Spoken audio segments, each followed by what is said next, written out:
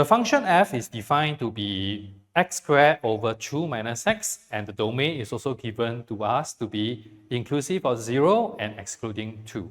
Our first part of this question requires us to find the inverse function and to also write down the domain of f inverse. For finding the inverse function, we have a standard procedure. We are going to let y to be equal to this expression, x squared over 2 minus x. And our objective is to try to manipulate this to make x in terms of the rest. We can see that this equation is not so direct because we have the x squared term and an x term. For this type of expression, there are two ways we can make use of. The first is to either make use of the completion of square, or secondly, use the quadratic formula. But in fact, I will say that they are considered the same because the quadratic equation formula, in fact, is derived from the completion of square. So anyway, we are going to maybe use the quadratic equation because I think it's pretty straightforward. So I'm going to multiply the denominator over. So we have a 2y minus xy equal to x squared. So shifting everything to one side, we have a x squared plus xy minus 2y equal to 0. So this will be the quadratic equation format. And the coefficient a is equal to 1, the b will be y, and the c will be minus 2y. So making use of the quadratic formula, we have x equal to minus b plus minus b squared minus 4ac over 2a. I'm going to simplify a bit. We will have a minus y. I'm going to rewrite into two different expressions. One will be the plus, the other one will be the minus. So taking the plus first.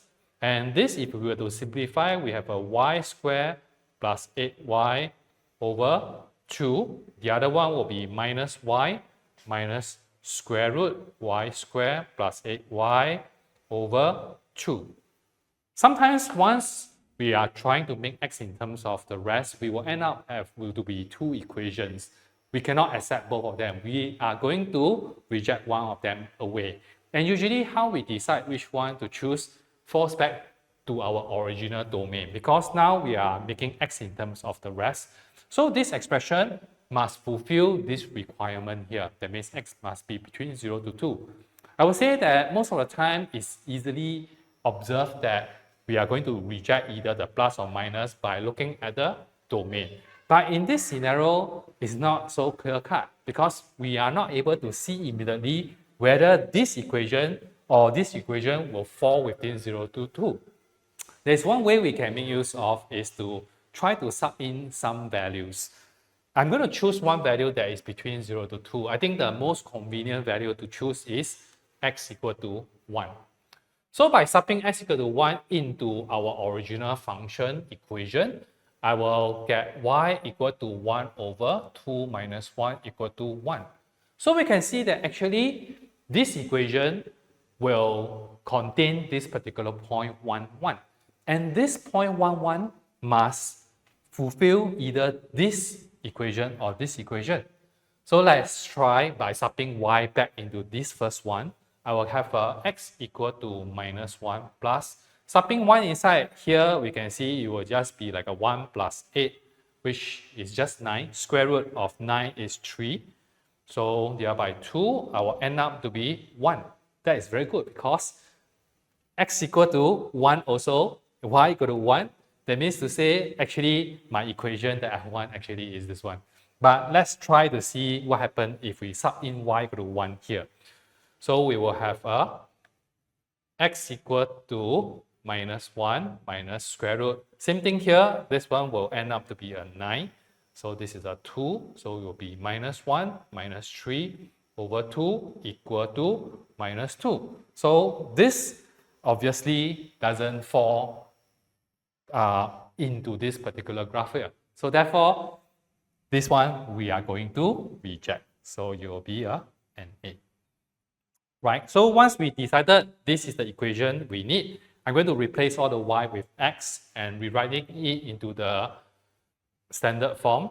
So f inverse x will just be equal to replacing y with x, so minus x plus square root of x squared plus 8x over 2. So this will be the expression I need for my inverse function. But the question also requires us to write out the domain of f inverse.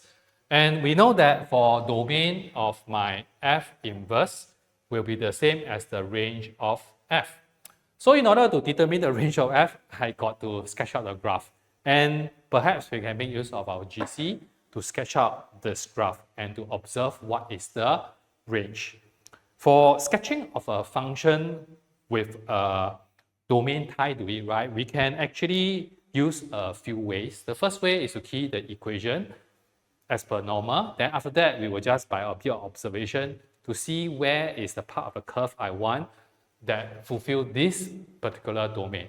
Secondly, we can also key in the equation. Then we can write the inequality at the side also.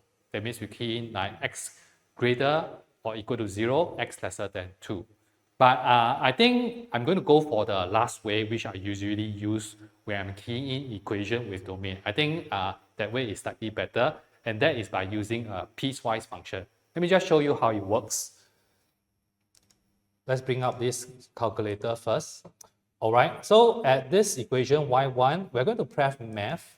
Then you go backwards, and you will see this piecewise. So enter this piecewise. I'm going to choose one piece for this case, because we only have one equation. Let's key in this equation. So we have x squared over 2 minus x. And now we are going to key in the domain. So lower bound will be 0. To get the inequality sign, we're going to use this button here. So this math, we're going to press second math to trigger this test. So the first one, lesser or equal, we choose number 6. Then we press X. We're going to go back to the test again. We're going to choose number 5 for just strictly lesser sign, 2. After this, we're going to graph it. Okay, so the GC will not give us all the details. So we still need to be able to analyze the equation a bit. So from this observation, actually, we know that actually x equal to 2 will be like a vertical asymptote already. And maybe the curve looks like it's going to start from the origin. You can just confirm by pressing this trace, 0, enter, correct? So yep, it will start from the origin. So we can do a rough sketch now. Let's draw in the asymptote first. So we will have x equal to 2. So it will be inclusive of 0 all the way up. So by a bit of observation, we will know that the range of the function of f basically will just be inclusive of 0 all the way to infinity. So we can write down the answer already. So domain of f inverse will just be equal to inclusive of 0 all the way to infinity. Right? So this will be the answer for part 1. In the next part of this question, we are given the function gx, which I've written down here already, the expression and the domain. I also replicate the graph for my fx here, because I think I'll be using this later. For part 2, show that the composite function fg exists. And we know that in order for a composite function to exist, we must satisfy a certain criteria. So in this case, in order for fg to exist, the condition is the range of g must be a subset of the domain of f. That means the range of this inner function must be a subset of this outer function. For the domain of f, we can see that the domain is already supplied for us already. It will just be 0 to 2 exclusive. So I just need to find out what is my range of g.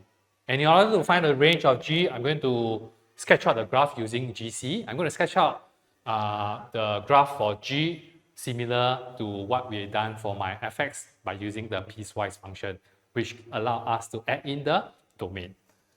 So let's bring out our calculator. I've already written down the equation plus the domain already. So when we graph it, it will look something like this. Since it starts from 0, I'm going to check where is the point that it started from the graph. So press trace, 0, enter, Okay, so I will know that the point which started off will be 0.5. We can also double confirm by substituting x equal to 0 inside here. We can see this will end up to be 1. So 1 over 1 plus 1 also equal to half. On top of that, right, we can see that this graph seems like it tending towards a certain value. And when we look at this expression here, which involves an exponential, there is a high chance that it will have a horizontal asymptote. I can check what happens when x tends to a very large value. So you can see that what will happen to this term, in fact, it will tend to 0. So when it tends to 0, the graph will actually tend to 1. So that means to say we will have a horizontal asymptote at y equal to 1. So with that, I can sketch out the graph already. So let's draw in the horizontal asymptote first, which is y equal to 1. Since it started off from 0 half and inclusive, so I'm going to bold this. So this is a 0 half, and it will tend towards 1. Right? So with that, right, I can observe that the range of G will just be from half inclusive all the way to 1 exclusive. So it will just be inclusive of half all the way to 1 exclusive, excluding 1. So we can see that actually, in fact, this region will be fully contained within this particular region here already. So therefore, I can conclude that FG will exist. All right, now let's look at our last part of this question. This question wants us to find the range of our composite function fg. There are two ways in which we can go for this particular part. The first way, we are going to find the composite function fg. That means we are going to find the new expression of fg and the new domain. And after that, we are going to use our calculator to sketch it out again. Right, but we can see that if we were to try to formulate the equation of fg, it seems to get pretty complex. So I think I'm going to avoid this one. So instead, we're going to go for the second method. So this second method is to make use of the concept of the inner function mapped into the outer function. That means to say, g will actually go into f. That means the output of g, which is the range, will go into the input of f. So with this new input, we are going to look for the new range, and that will be the range of the composite function. Right? So if we were to look at our function of g graph here, let me just label y equal to gx, we can see that the range of this one is from half to 1. And this will act like an output, and this output will be going into the input of f. So we can see that 0, half to 1 will be from something from here all the way to 1 excluding. So this is my half, this will be 1. So this half to 1 will act like a new input to my outer function f. So from here, we can actually work out what is this value and what is this value here. This will be including and this will be excluding. And this value will actually give me the range of my composite function fg. All right, so with that, right, we can try to sub in the values. So when x is equal to half, so with this, we are going to sub into our function of fx. So fx will be equal to half square over 2 minus half. So this we can work out to be 1 over 6. Similarly, we are going to work out what is when x is equal to 1. So my fx will be equal to 1 over 2, 1 square, 2 minus 1, which just give me equal to 1. So this value will be equal to 1 over 6, and this value will be 1. So with that, we can write down the range of fg already. So range of fg will be inclusive of 1 over 6 all the way to 1, but this time around, it will be excluding. Right, so this will be the answer for part 3.